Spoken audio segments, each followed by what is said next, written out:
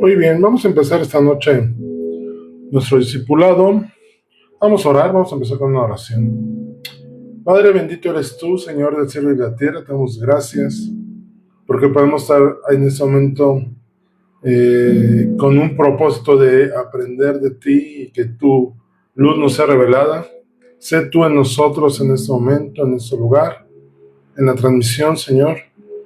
Que todas las palabras sean conforme a tu voluntad y tu palabra, y conforme lo que tú quieres que se diga en esas palabras.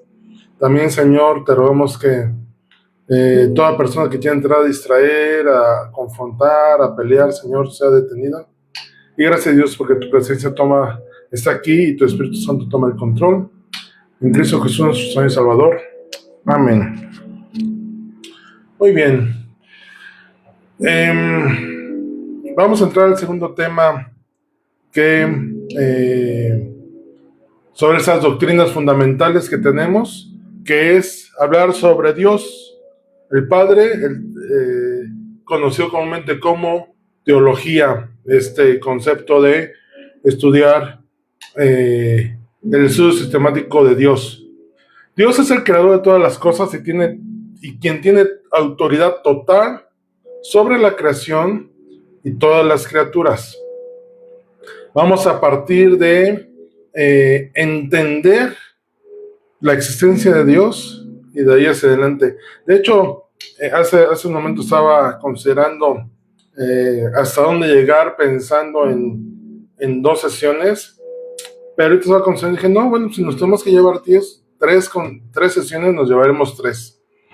Más bien con la intención de no ir correteando el tema, ¿no? Pero bueno, la teología es el estudio de Dios, Theos, Dios, logos, estudio. Y es estudiar, viene la parte de estudiar su naturaleza, atributos, obra y relación con el ser humano. De hecho, quiero partir con algo muy importante.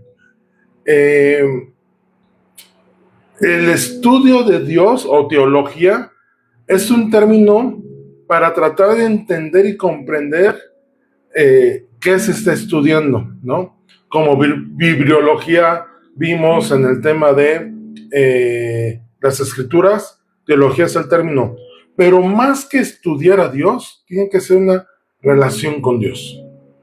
De nada sirve de conocer mucho de Dios si no conoces a Dios. Entendamos el contexto de las palabras. ¿De qué me sirve conocer de Dios si no conozco a Dios en intimidad? De hecho, la teología no es solo un conocimiento intelectual, sino viene a ser una relación, un conocimiento relacional que viene de relación, de estar en relación con Dios. Conocer a Dios produce transformación, reverencia y comunión. Y esta parte es importante. Si tú conoces o dices conocer a Dios, pero no hay un cambio de vida, tú conoces de Dios, pero no conoces a Dios. Invariablemente conocer a Dios implica un cambio en nuestras vidas. Implica una relación y una comunión diaria y continua con Él. Y obviamente viene una parte de reverencia y temor de Él. Porque lo conoces, dejas de hacer cosas o procuras no hacer cosas que desagraden. Cuando tú tienes una relación con alguien, vamos a ese contexto, siempre nacen cosas que a la otra persona puede no gustarles, ¿no? Más allá de que te acepten como eres, toda esa parte, pero hay veces que brinca esto, ¿no? Es que no me gusta que comas con la boca abierta, por ponerte un ejemplo. Conocer a Dios implica tener este tipo de relación de saber qué le agrada y qué no le agrada, y porque no le agrada tú te abstienes de hacer tales cosas. Dice Juan 17:3, y esta es la vida eterna, que te conozcan a ti, el único Dios verdadero de Jesucristo a quien has enviado. Jesús mismo como hijo, estando en la tierra, puso el contexto correcto de nuestra dirección. De hecho, recordemos, Nadie viene al Padre si no es por el Señor Jesús. El único Dios verdadero es a quien debemos de buscar, conocer a diario. ¿Ok? Entonces, mismo Jesús pone esta base, ese contexto, dice, él también dijo, nadie viene al Padre si no es por mí. El único camino para conocer a Dios es nuestro Señor Jesucristo. De hecho, el domingo en nuestra reunión les preguntaba esto.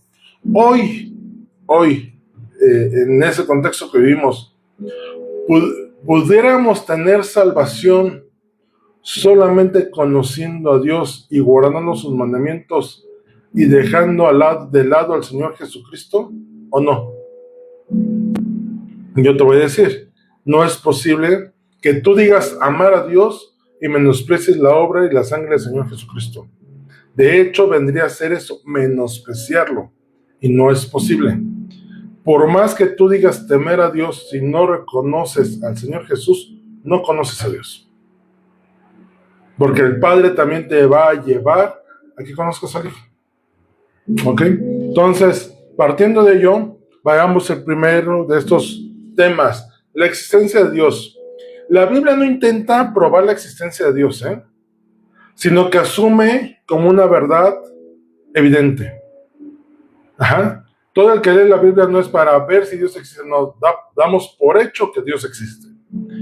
Dios existe desde la eternidad, está vivo y se ha dado a conocer como el Ser Supremo, Creador y Sustentador de todo, y esto viene desde Génesis 1:1. Dios nunca se ha ocultado, Dios nunca se ha escondido, ni mucho menos ha procurado no ser conocido, no. De hecho, la misma creación da testimonio de Él y de su existencia. Entonces la Biblia no busca probar la existencia de Dios, sino habla de un Dios que existe. ¿Ok? Y su realidad puede ser conocida en la revelación natural que veíamos hace 2 semanas, y en revelación especial, esto es, a través de la creación, a través de personas y a través de Jesucristo mismo. Génesis 1:1 les decía, en el principio creó Dios los cielos y la tierra. No dice, posiblemente Dios creó, no, habla en un presente activo, ¿no? En el principio creó. Dios está hablando, dando por hecho la creación hecha por el Padre Celestial, por Dios. Salmo 19:1, los cielos cuentan la gloria de Dios y el firmamento anuncia la obra de sus manos. ¿Quieres conocer, quieres saber si Dios existe o no? Ahí está la creación. De hecho, vamos a ver ahorita algunas evidencias.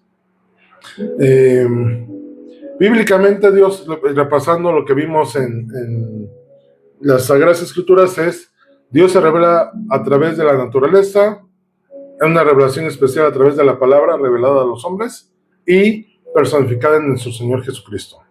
Vamos a ver algunas evidencias. Está la evidencia científica, esto es la filosofía de la ciencia. La ciencia no puede probar ni negar directamente a Dios, pero existen argumentos razonables desde la evidencia científica de la existencia. Fíjate, has escuchado del Big Bang, ¿no? De que todo empezó de una explosión en la nada. Esto es desde un punto de evidencia científico que es el cosmológico. Todo lo que comienza a existir tiene una causa. El universo comenzó a existir, debe tener una causa trascendente. Esto es, tuvo un motivo por el cual fue creado. De hecho, el Big Bang no está errado en cuanto a que Dios dijo, en el principio creó Dios, y Él dijo la palabra, y de la nada se creó algo. Lo que la ciencia trata de decir con el Big Bang es que de la nada sin propósito se creó algo, cuando Dios de la nada creó algo con propósito. Y esa es la parte trascendente al respecto. Las constantes físicas, gravedad, electromagnetismo, etcétera, están tan finamente calibradas que permiten la vida. Eso sugiere diseño en lugar de azar. La distancia que hay del sol a la Tierra y de la Luna a la Tierra, están tan perfectamente diseñadas que si estuviéramos un poquito más allá o un poquito menos, la vida que conocemos en ese planeta Tierra no podría ser. De hecho, los científicos tratan de encontrar un planeta en algún otro sistema que pueda tener las condiciones de vida que tiene la Tierra. ¿Y sabes qué? No han encontrado. Encontrar restos de agua implica una ventaja, pero esto habla de la perfección con que el Señor Creador hizo el universo. La gravedad, ¿sabes? El efecto de las olas en el mar, ¿no? Que es a causa de la luna. Y si no hubiera luna, no habría olas en el mar. Eso se habla de perfección. Los grandes científicos han concluido que a tanta perfección no puede ser casualidad, sino causalidad. Hoy una causa y alguien diseñó con toda la intención. El origen de la vida, la complejidad irreductible del ADN y la célula apuntan más a inteligencia que al azar. Nuevamente, los que han estudiado el ADN, esta cadena que has visto de palitos cruzados y uniéndose, han comprobado que es tan complejo que no pudo haber sido de una causa, coincidencia o que se dio sin querer y así apareció. No, hay un diseño específico tan meticuloso que recordemos que la definición, el ADN es algo muy personal de cada uno. Y es donde viene la esencia de lo que somos. La conciencia. La existencia de la mente y la moralidad objetiva es difícil de explicar solo con procesos materiales. A ver, ¿qué es lo que nos hace a los seres humanos diferentes de los animales? Nuestra conciencia, nuestro raciocinio. Tenemos un nivel de inteligencia y de moral que en los animales no hay. Y en algunos animales hay aún grados de inteligencia sin llegar a la inteligencia y al raciocinio humano que tenemos. Y también los principios morales, eso no pueden haber sido causa de creados de la casualidad. Fuimos creados intencionalmente, con toda la intención de diseñarnos de esta manera.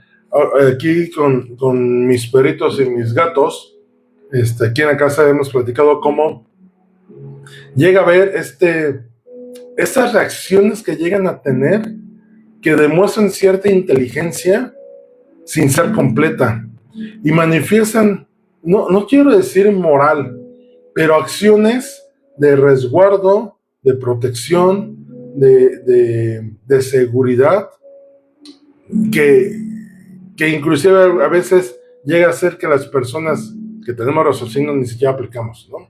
Esta manera, si has visto cómo hay animalitos madres que adoptan cachorritos, no importa si son de la especie que se comen. Por ahí alguna vez vi un video de una leona defendiendo un cervatillo del macho, ¿no? Del león macho. Y tú dices, ¿cómo es posible? Y se ve cómo la leona se pelea con el león por proteger a la cría. ¿Esto de dónde viene? ¿Es casualidad? Definitivamente hay un diseño de Dios en todo lo creado. Entonces, esta evidencia científica como detalles manifiestan, no comprueban que Dios no existe, pero el diseño hace ver que todo lo que hay creado, forzosamente tuvo que haber una mente superior a todo que lo pudo venir a hacer. Hablando de evidencia social y psicológica, la universalidad de la fe.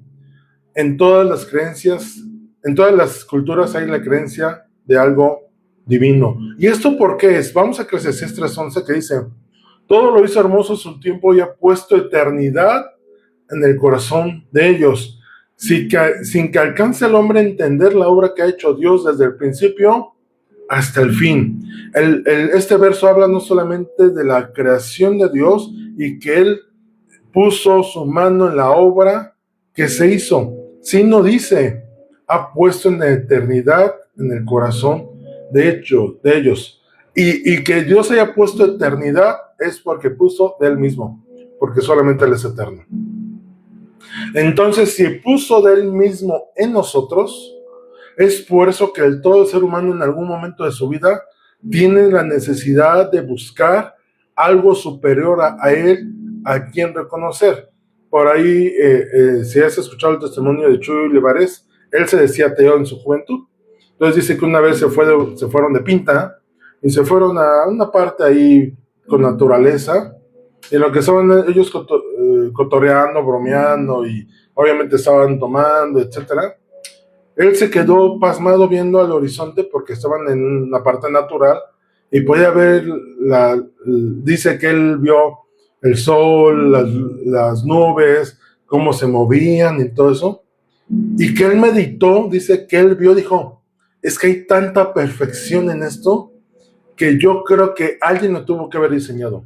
Y dice, y que él era ateo, él no creía en Dios.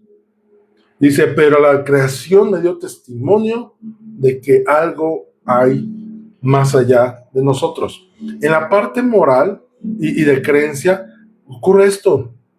Todas las personas en un momento tienen la necesidad de conocer o tener la convicción de algo divino, algo superior al plano natural que tenemos. La necesidad de trascendencia. El ser humano busca propósito, significado y moralidad. Estas preguntas trascienden lo material. ¿Cuántas personas se pasan toda la vida buscando el por qué están aquí? Y la única respuesta para esa respuesta es: chécalo con Dios, consúltalo con el Padre creador de todo. Pero buscamos que nuestra existencia tenga un significado y comportarnos moralmente. Y eso habla de algo que fue puesto en nosotros, que no puede haber sido hecho de la casualidad, y estamos hablando que Dios fue el que lo puso. Efectos positivos de la fe. Estudios psicológicos muestran que la fe en Dios fortalece resiliencia, esperanza, salud mental y sentido de vida. Hicieron estudio a gente cristiana que oraba y alababa a Dios y vieron que en los compuestos químicos que nos producen alegría, se me olvidan siempre los nombres de estos compuestos. Dopamina, bueno. Pero bueno, todos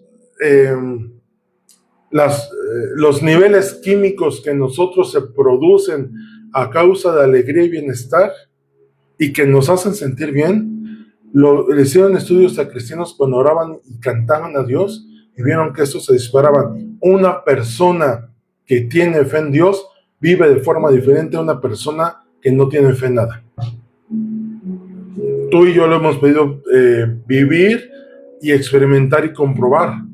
Vivir sin Dios nos causa que las confrontaciones que tengamos que afrontar en esta vida sean difíciles. Pero si confiamos en Dios, pasando por las mismas circunstancias, tenemos la seguridad y la paz de una solución y una esperanza que sin Dios no tendríamos. Es que eres cristiano y no cambia nada. No, sí cambia. Porque el Señor jamás dijo que no hubiera problemas. Simplemente la forma de afrontarlos, la seguridad y la esperanza son diferentes en cuanto uno cree y que no cree. Ley moral universal. La conciencia humana tiende a reconocer valores como justicia, verdad y amor, lo cual refleja un dador de moralidad. ¿Te has dado cuenta? Y esto en otra ocasión ya lo he comentado. ¿Por qué hay personas que no conocen de Dios, pero llevan una forma de vida intachable, íntegra y correcta, manifestando verdad, amor y misericordia, inclusive más, tristemente, que algunos creyentes, o algunos que se dicen cristianos, voy a corregir, algunos que se dicen cristianos. Y esto es porque el dador de vida, al darnos de Él mismo, nos transmitió también la moralidad. Porque hay niños que de pequeños se comportan de una manera que tú dices, ¿quién le enseñó a comportarse así?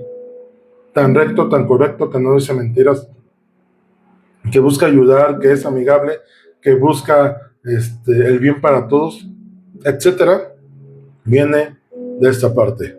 Y vamos por último a la evidencia histórica. Israel es historia.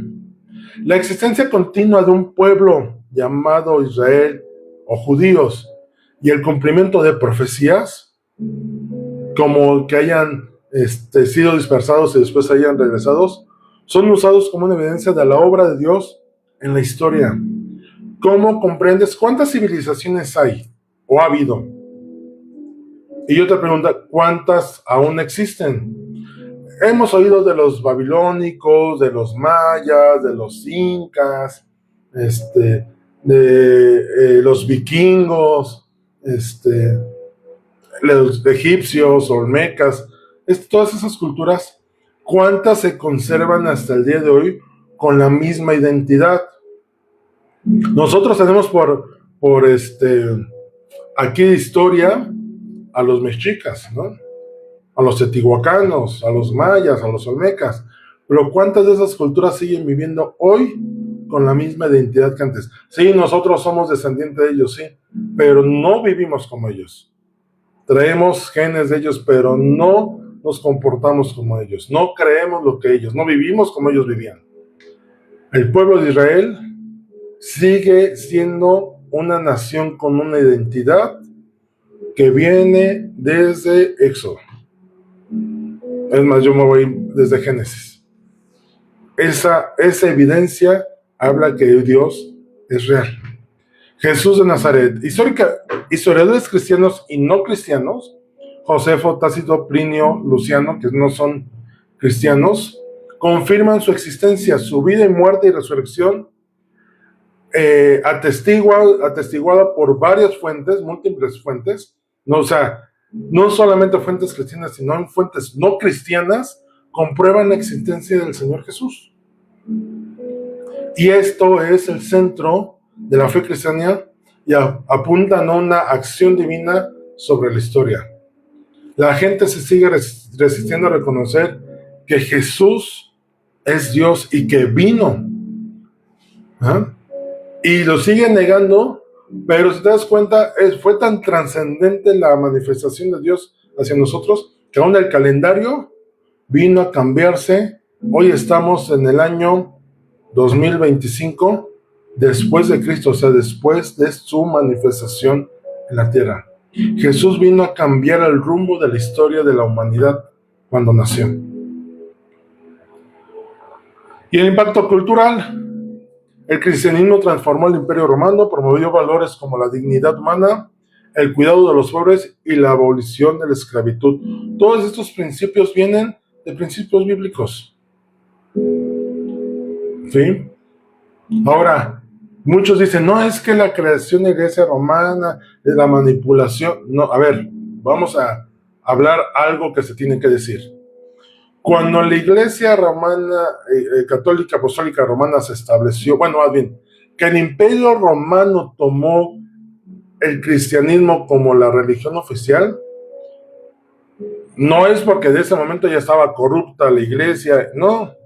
De hecho, si tú lees la historia de la Iglesia primitiva, aún los primeros concilios de la Iglesia en el siglo...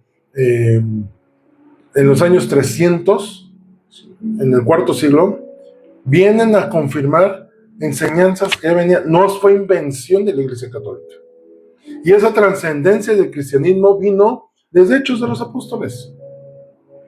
Desde Hechos vemos cómo el impacto mundial que tuvo el Evangelio sobre la humanidad vino a hacer un cambio en la forma de vida y en el régimen y forma de existencia de las naciones en todo el mundo. Vino a cambiar algo. Entonces, la Biblia comprueba, es la revelación de la creación de Dios y su palabra. La evidencia científica comprueba el origen del universo. El ajuste y la vida confirman que tuvo que haber un creador, apuntan hacia ello. Psicológica y socialmente, la fe responde a las necesidades profundas del ser humano, presente en la vida, en el ser humano universales y en todas las culturas. inclusive no es algo exclusivo de unos cuantos. Todas las culturas han manifestado esta necesidad de conocer de Dios. Históricamente, Israel y Jesús están evidenciados, documentados, y no por fuentes cristianas, sino también por fuentes no cristianas, lo cual le da veracidad al contexto histórico en el cual hemos crecido y hemos vivido. Salmo 14:1 dice el necio en su corazón, no hay Dios. Se han corrompido, hacen obras abominables, no haya quien haga el bien. Aquel que llegue a negar que Dios existe es un necio, cuando toda la evidencia manifiesta que existe y es real. Entonces, entendiendo esto, que hay evidencia en todas las ramas como para manifestar, no comprobar, manifestar la existencia de Dios, entonces vamos a pasar a lo siguiente. Vamos a entender los atributos de Dios. Algo que les comentaba la semana pasada y quiero confirmar es, el conocimiento de Dios no va a venir por conocer de Él, sino conocerlo a Él. Ahorita lo acabo de comentar. Y la manera correcta de conocerlo a Él es conocer sus atributos y su carácter. Todos los nombres, y eso lo vamos a ver yo creo la próxima semana, no creo que alcancemos hoy ni siquiera a llegar, pero todos los nombres de Dios y todas las formas en que Él se manifestó hablan de su carácter. ¿Quieres conocer a Dios? Vamos a estudiar todos sus atributos y todos sus nombres que manifiestan su carácter. Y yo espero que al terminar estas 2 o 3 semanas, la manera de acercarte al Padre, la manera de relacionarte con Él y la manera de esperar en Él hayan cambiado drásticamente a lo que has vivido, has aprendido o has experimentado. Vamos a ver, los atributos de Dios. Hay atributos incomunicables, y esos atributos incomunicables es que solamente le pertenecen a Dios. O sea que hay atributos que sí son comunicables y esto es compartido con nosotros. Por ahí hay atributos que no. Vamos a ver. La aseidad, que es la autoexistencia. Dios existe por sí mismo, no depende de nada ni de nadie. Nadie lo creó y nadie lo puede matar. En pocas palabras. Éxodo 3:14 dice, y respondió Dios a Moisés, yo soy el que soy. Y dijo, así dirás a los hijos de Israel, yo soy, me envió a vosotros.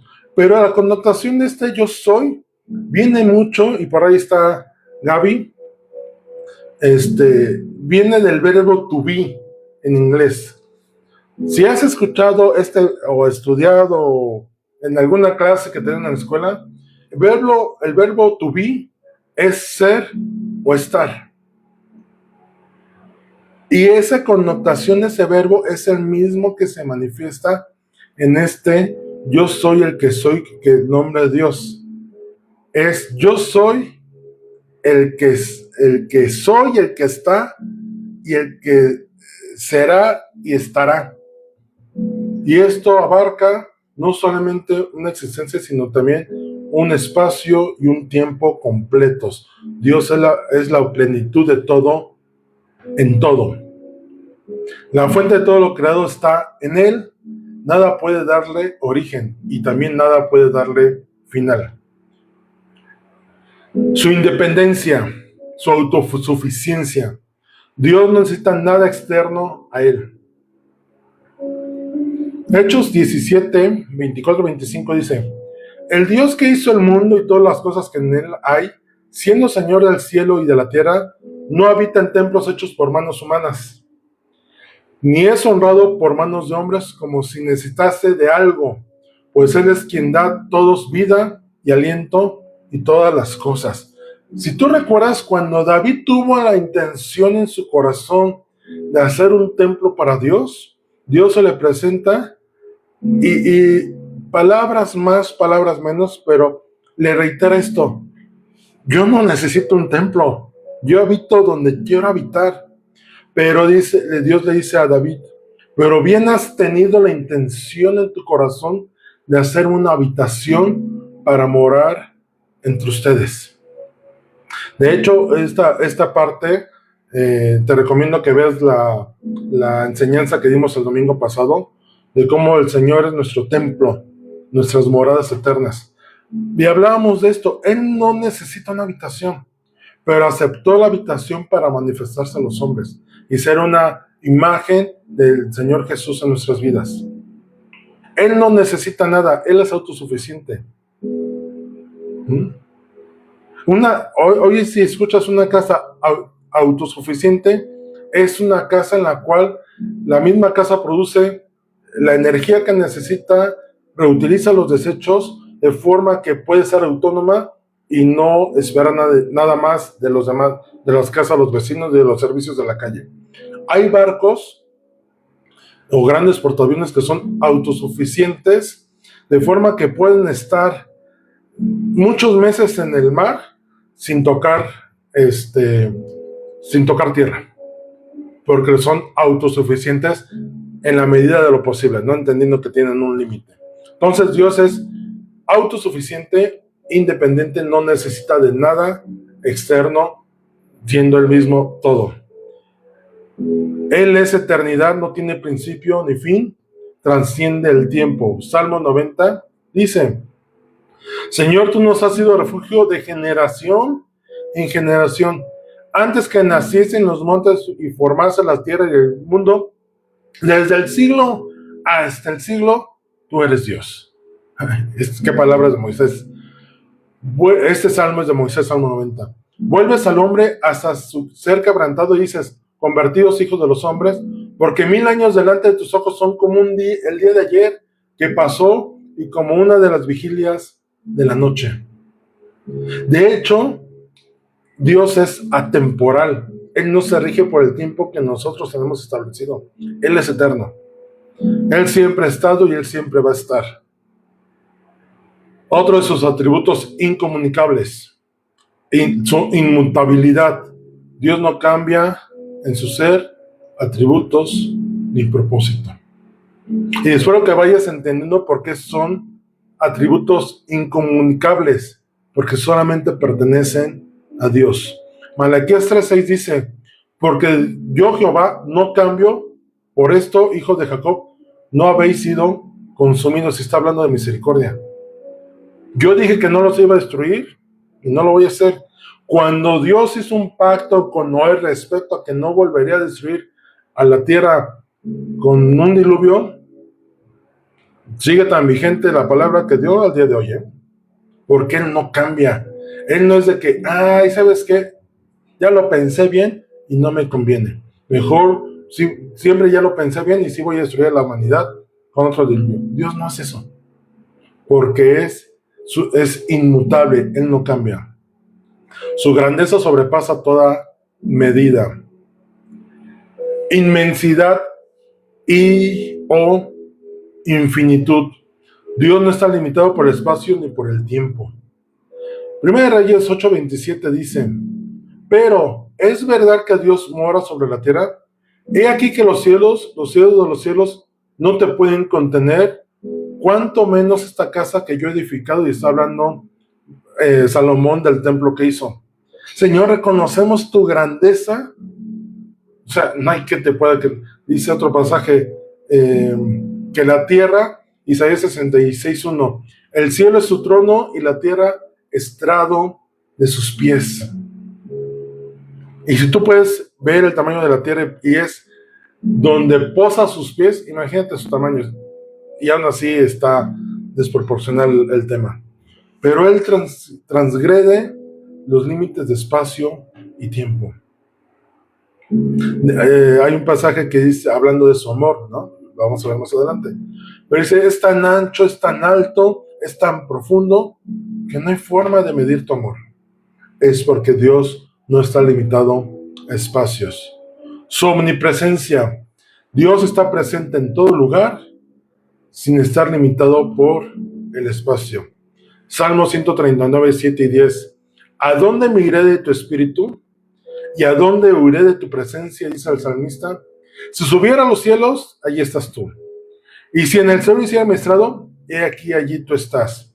Si tomare las alas del alba y habitar en el extremo del mar, aún allí me guiará tu mano y me asirá tu diestra. No hay lugar donde Él no esté. Ay, ¿Dios está en el infierno? Sí, Dios está en el infierno, porque Él lo llena todo en todo. De hecho, aquí el salmista dice, aunque vaya al Seol, al lugar de muerte, allí tú estás. El tema es que no se hace presente, no se manifiesta, pero Él lo abarca todo. Así como tú y yo soy ahorita, y hay un espacio, y en ese planeta tenemos una atmósfera en la cual podemos estar, que no vemos, Él está en todo esto. Él está aquí. Decía el canto, Dios está aquí, tan cierto como el aire que respiro. No se trata de qué partes de Dios están en cada lugar, sino que todo Dios está presente en todas las partes. Omnisciencia. Dios conoce todo. Pasado, presente, futuro, lo visible y lo invisible. No hay nada oculto. No hay pensamiento tuyo o mío que Él no conozca.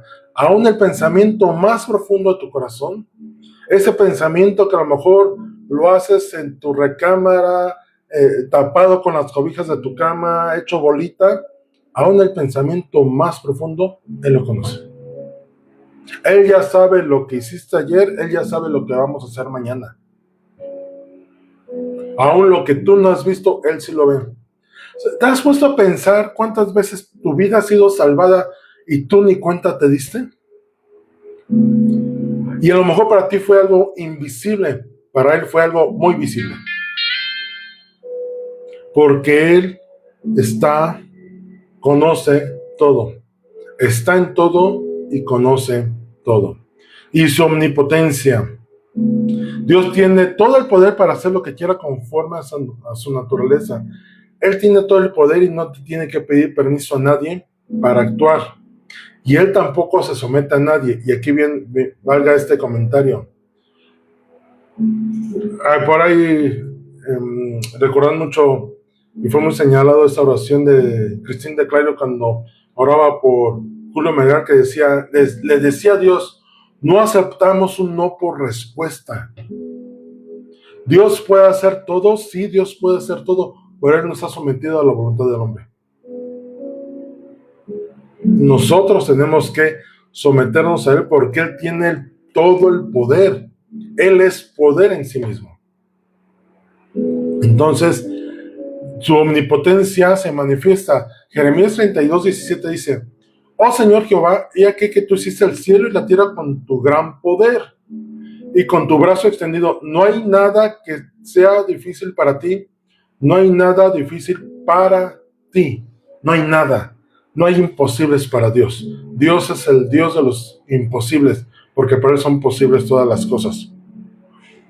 Oye, pero entonces, hay gente que sale ahí muy listilla. Entonces, ¿Dios puede pecar? No, no puede pecar.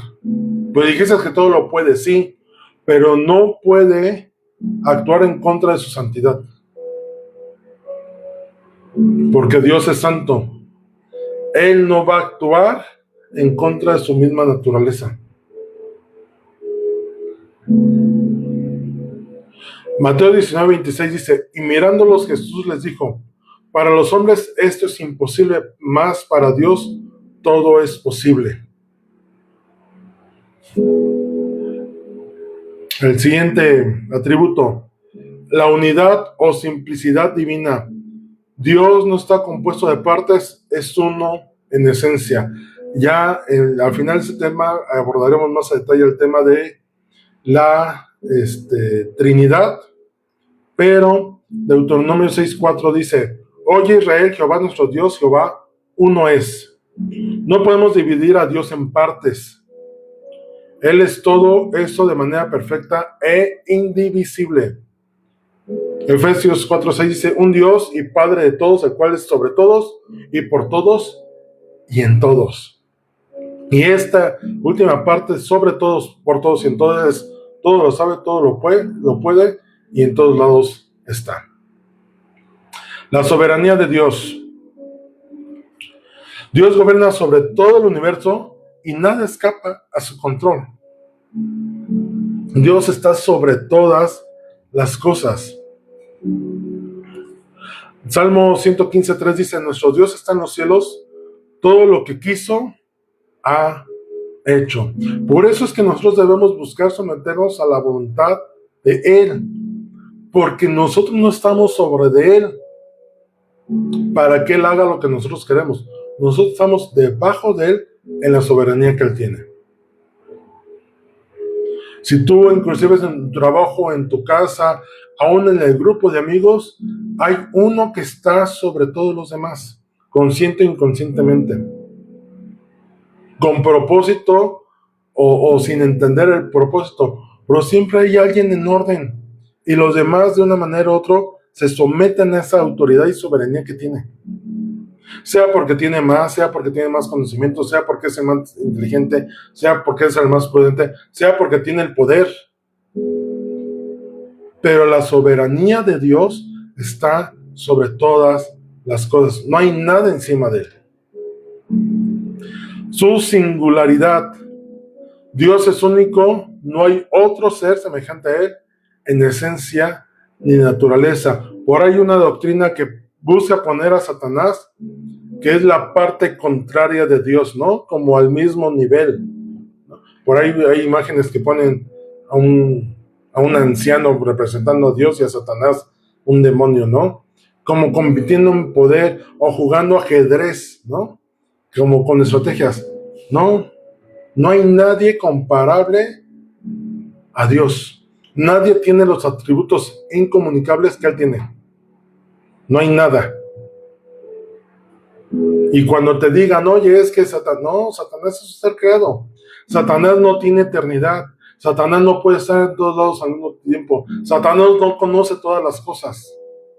Dios conoce tus pensamientos. Satanás no conoce la mente, no puede leer la mente.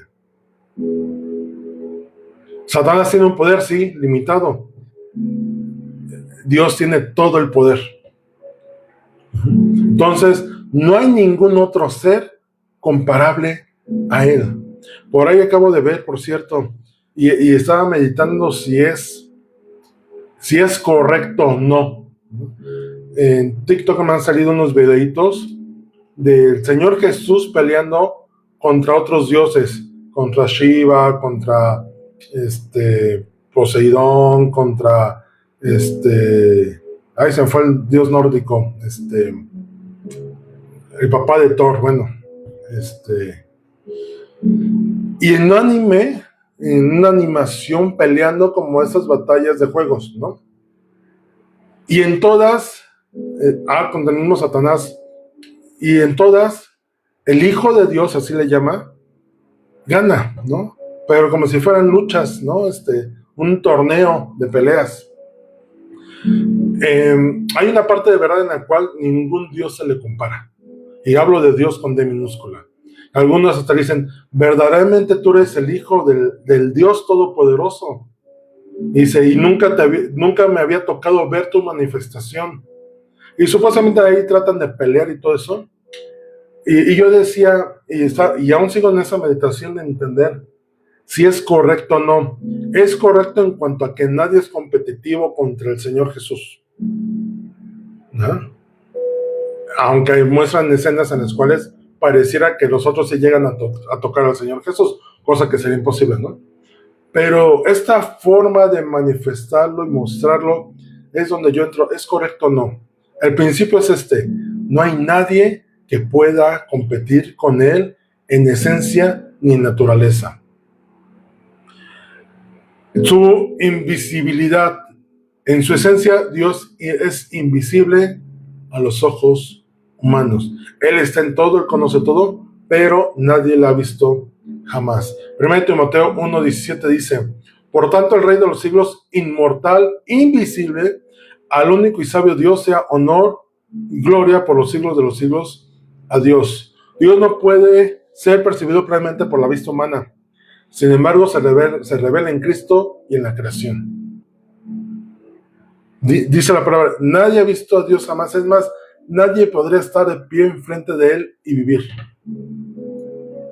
Por eso, Jesús es la manifestación visible de nuestro Dios, que es invisible. Y esos son los atributos incomunicables de Dios. Atributos que lo hacen Dios, que no comparte con nadie.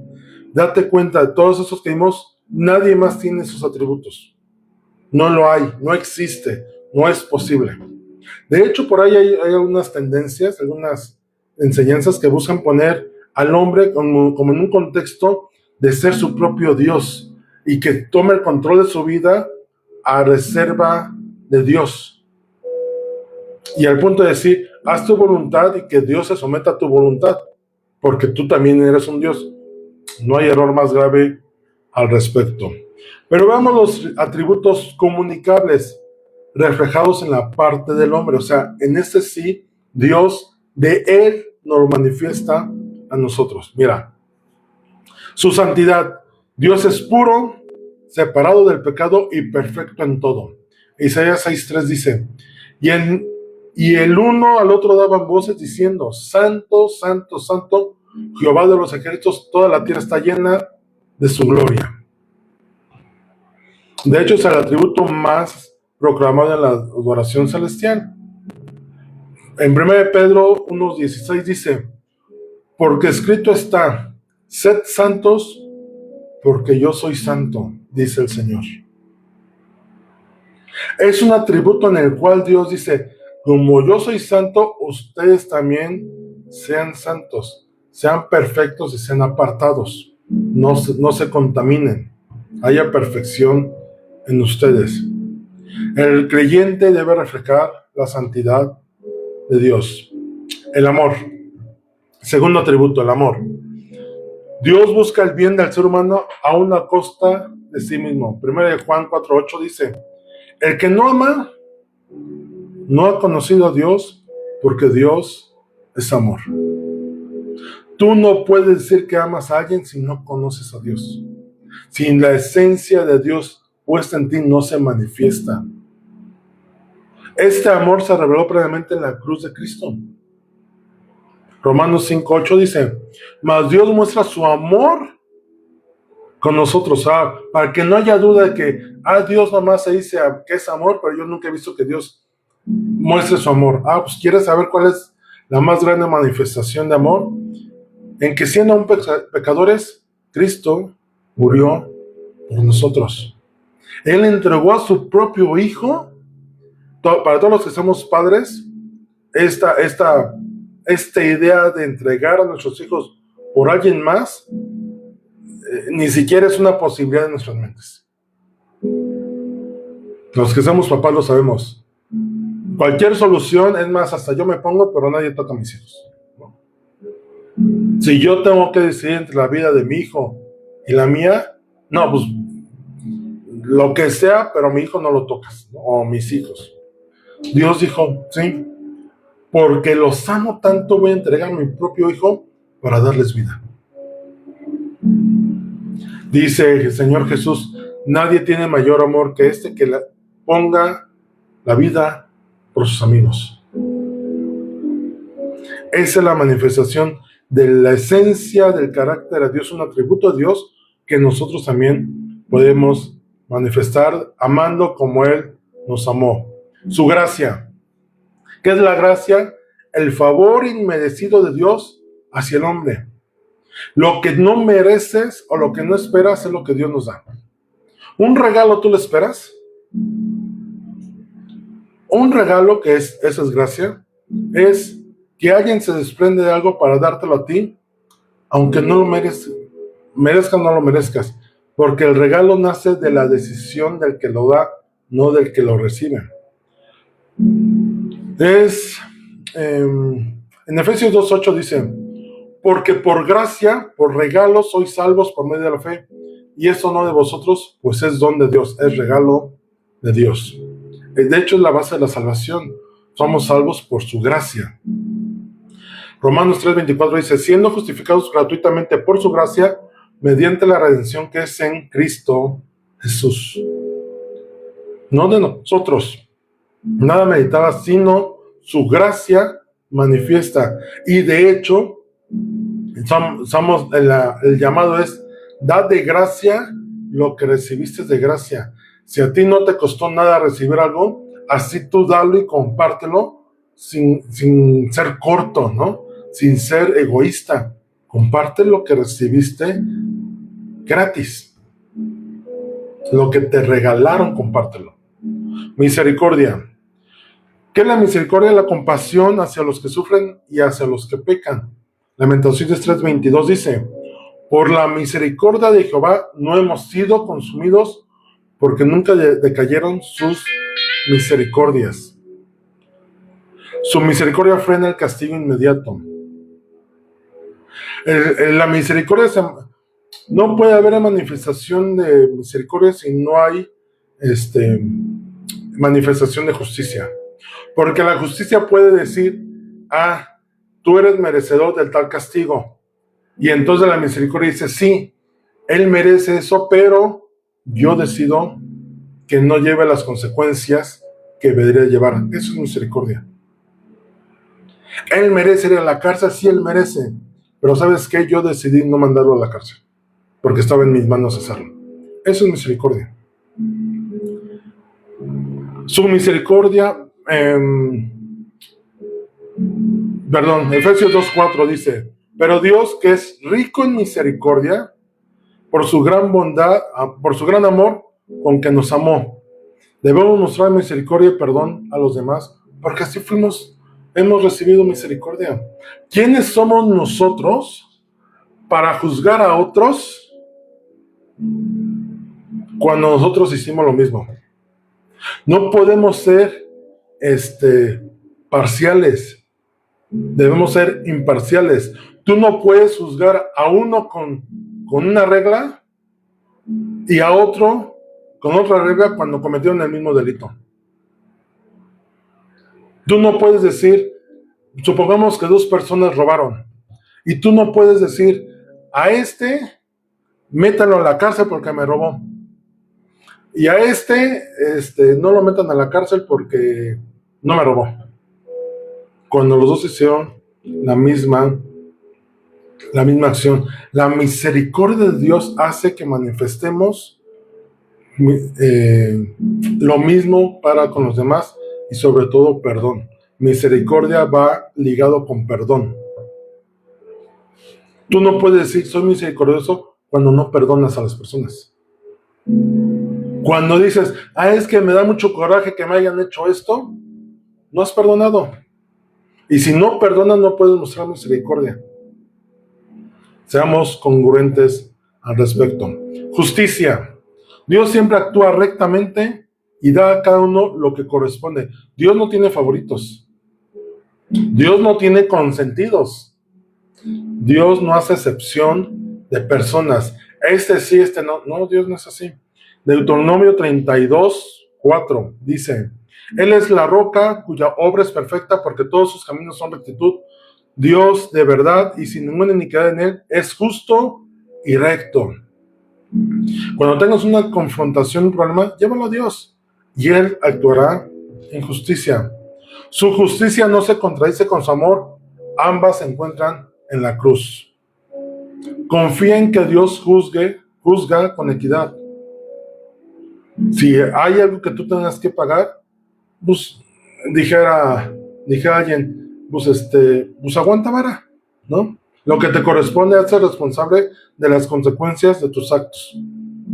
Y si Dios te dice, hazte responsable, pues hay que hacernos responsables. La bondad. Todo lo que Dios hace es bueno en esencia. Salmo 119:68 dice: bueno eres tú y bienhechor, enséñame tus estatutos. Y bienhechor es que hace bien. Él es la fuente de toda bondad real. No puedes hacer cosas buenas si no es que manifiestes la esencia de Él, que Él es bondad. Si tú eres grosero con las personas, no estás manifestando la bondad de Dios. Veracidad. Dios es verdad y no puede mentir.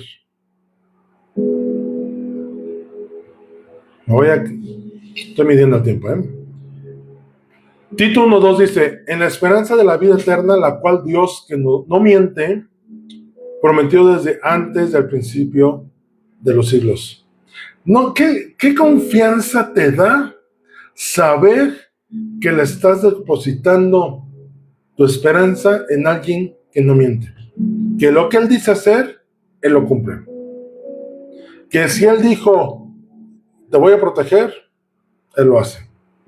Si Él dice, tu familia está en mis manos, es porque tu familia está en sus manos. Él es veraz, Él no cambia de opiniones. Juan 17:17 dice, santifícalos en tu verdad, tu palabra es verdad. Fidelidad, Dios cumple lo que promete. Según de Timoteo 2:13, si fueres infieles, Él permanece fiel. Él no puede negarse a sí mismo. Aun cuando fallamos, Él no cambia su fidelidad. ¿Cuántas veces le hemos fallado a Dios? Nos faltan dedos. ¿Cuántas veces Dios ha cambiado? ¿Cuántas veces Dios te ha dicho, ay no, porque hiciste esto, ya no me hables? No. Él sigue mostrando su amor. Es más, hasta nos invita y dice, aunque hayan pecado, vengan a mí, para yo limpiarlos. La fidelidad de Dios es algo permanente. Su fidelidad nos sostiene aún en nuestra infidelidad. Si Dios se muestra fiel con nosotros, ¿por qué nosotros no deberíamos ser fieles con las personas? Seamos fieles con las personas, como Él ha sido fiel con nosotros. Sé fiel a lo que decides. Sé fiel a tus pensamientos. Sé fiel a tus convicciones correctas. Sé fiel a Dios. Sabiduría. Dios aplica perfectamente su conocimiento para cumplir sus propósitos. Romanos 11:33 dice, oh profundidad de las riquezas de la sabiduría y de la ciencia de Dios. Cuán insondables son sus juicios e inescrutables sus caminos. ¿Qué está diciendo? Que es tan provechoso, tan rico la sabiduría de Dios y el conocimiento que Él tiene, que no se puede medir cuán perfecto es. Su sabiduría supera la nuestra. ¿Y sabes qué? Dios comparte su sabiduría con nosotros. Dice, pídanme sabiduría. Dice Santiago, al creer que haga falta sabiduría, pídasela a Dios, el cual da sobreabundantemente. Señor, no sé cómo resolver esto. Ve con Dios. Señor, ¿cómo debo reaccionar esto? Ve con Dios. Llénate de su sabiduría. Y su sabiduría, ¿sabes cómo te llenas de su sabiduría? A través de esto. No puedes querer ser sabio si no escudriñas su palabra, si no estudias su palabra, si no se te es revelado lo que ahí viene. Proverbios 3:19 dice, Jehová con sabiduría fundó la tierra, afirmó los cielos con inteligencia. La sabiduría dice qué quiere hacer y la inteligencia es cómo hacer. La sabiduría te dice, este es el amor, lo que debes hacer porque eso es lo correcto que hay que hacer. Y la inteligencia te dice, sí, hay que doblar la hojita, hay que ponerla así, hay que hacer esto, vete por acá, 3 pasos hacia la izquierda. Esa es la inteligencia. Voy a ponerlo así, la inteligencia y la parte práctica de cómo hacer. La sabiduría es la decisión correcta a tomar. Cómo hacer, qué hacer y cómo hacer. Yo creo que vamos a dejarlo hasta aquí. Todavía me faltaron 1, 2, 3, 4 atributos, 5 comunicables con nosotros, de Dios su esencia para con nosotros. Yo espero que al ir viendo esos atributos, miren, yo sí me siento, no quiero decir siento emoción porque va más allá de la emoción, porque también es un gozo en pensarlo. Pero yo espero que esta semana, yo espero subir esa pronto, no he subido algunas, pero las quiero subir, la vuelvas a repasar y te pongas a meditar en cada atributo que vimos ahorita de Dios, de los que no son comunicables y de los que son comunicables. Hay atributos que hacen a Dios Dios único y Él no comparte eso con nosotros. ¿no? Aunque quisiera, no nos puede compartir de su eternidad porque ya fuimos creados, o de su omnipotencia, omnisciencia, etcétera. Pero de los atributos que sí son comunicables: amor, fidelidad, bondad, verdad, su veracidad, su misericordia, eso es Dios en nosotros. ¿Ya lo viste? ¿Te pudiste dar cuenta?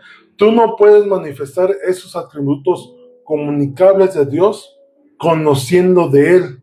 Necesitas conocerlo a Él. Porque cuando lo conoces a Él, ves cómo actúa y cómo reacciona. Yo tengo muy presente algo que platicaba con Gaby en una ocasión que ella me compartía. Muchas de las cosas que ella aprendió de su papá no fue porque su papá lo dijera, sino porque su papá lo decía, pero lo vivía, de forma que había integridad en él. Y me viene esta imagen muy presente ahorita, porque así es con Dios. Yo podría haber conocido al papá de Gaby, pero Gaby conocía a su papá. Yo podía haber escuchado de él. Hay un canto que a mi hermana le gusta mucho, ¿no? Que dice: cuentan de un Dios que hace maravillas. Sí, cuentan. Por ese que ha escuchado los cuentos, ha oído de él, pero no lo conoce a él. Y vayamos a esto. Conozcamos al Dios, al Padre Celestial. Y entonces permite que Él, lo que Él ha puesto de Él en nosotros, sea manifiesto en nuestro diario vivir. Vamos a orar. Padre bendito, te damos gracias por ese tiempo. Conocerte a ti es el bien, Señor. Conocerte a ti es lo que transforma y cambia nuestras vidas. Porque conocerte a ti no es que nos hablen de alguien extraño, Señor, sin nosotros comprometernos. Conocerte a ti lleva un compromiso. Señor, gracias por tu revelación dada. Gracias por los atributos incomunicables que son exclusivos tuyos y por lo cual te reconocemos y te alabamos y te exaltamos. Solo tú eres Dios.